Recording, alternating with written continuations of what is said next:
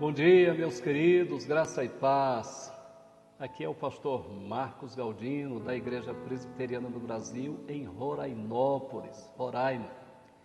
E hoje eu quero meditar com vocês Provérbios, capítulo 17, verso 1, e diz o seguinte: melhor é um bocado seco e tranquilidade do que a casa farta de carnes e contendas.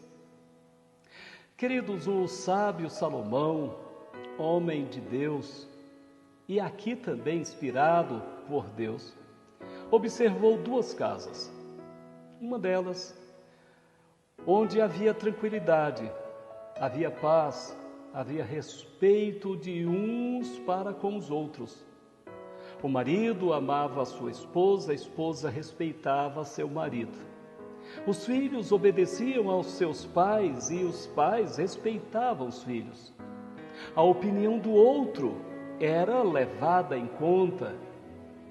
As pessoas ouviam as opiniões das outras. Havia tranquilidade, havia respeito, havia união. Mas o sábio Salomão observou uma outra casa, onde a gritaria se fazia ouvir de longe. Marido não respeitava, não amava, não atentava para sua esposa. A esposa pagava o mal com o mal.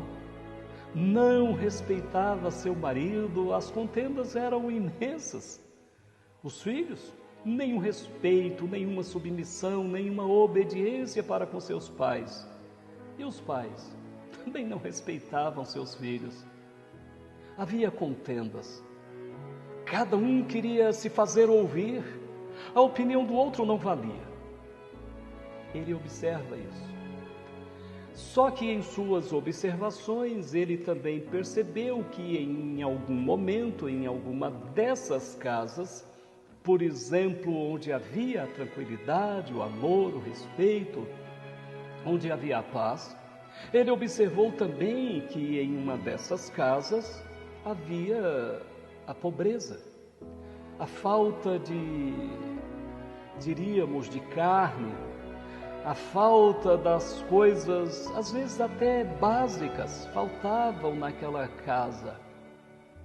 Depois ele também observou que em algumas daquelas casas onde o desrespeito reinava, onde as contendas eram muitas, havia carne com abundância, havia uma boa casa, ampla, havia fartura. Mas o sábio Salomão faz o seguinte julgamento, e ele chega na seguinte conclusão: melhor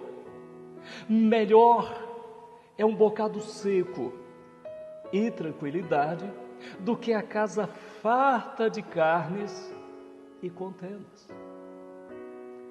O resultado para este escritor bíblico, o resultado é o seguinte: se ele tivesse de passar um mês de férias em uma dessas duas casas, qual casa ele escolheria para passar um mês de férias?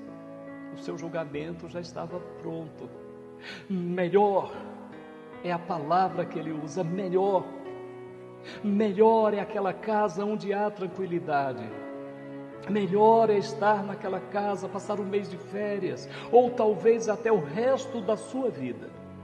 Melhor é estar naquela casa onde uns respeitam os outros, onde a opinião dos outros valem, onde cada um ouve o outro e um respeita o outro, um ama o outro, um ouve o outro. É melhor passar um mês de férias ou até mesmo o resto da vida naquela casa, do que na casa farta de carnes, bebidas, um colchão bom para dormir, uma área ampla para nos momentos de descanso ali estar. Mas como vai ter descanso numa casa onde há contendas, onde há brigas, onde há facções, onde o egoísmo impera? Então ele chega na conclusão: melhor é estar numa casa onde há tranquilidade, é melhor passar as férias, é melhor passar um tempo ali, do que onde há contendas, mesmo que haja fartura. Meus queridos, a gente pode infelizmente dizer que esta casa ou estas casas observadas pelo sábio podem também ser igrejas. Há igrejas onde reinam paz, tranquilidade, onde uns respeitam as opiniões dos outros, onde uns vivem como irmãos, ouvindo a opinião do outro, respeitando cada um ao outro.